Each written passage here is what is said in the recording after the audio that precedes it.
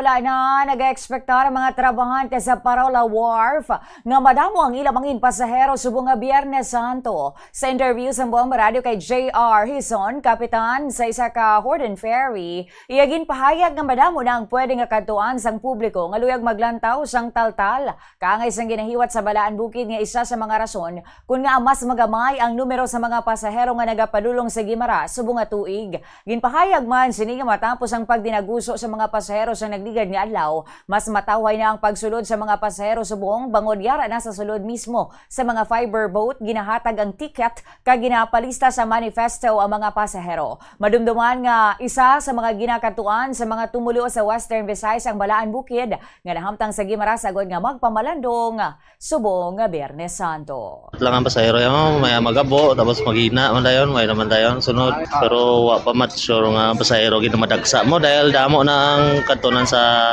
mga taltal bla, direct na mo, direct na nila para trumpok bla mga pasahero bla, hindi na hasila sa pasahero para direct na sa fiber mo saka.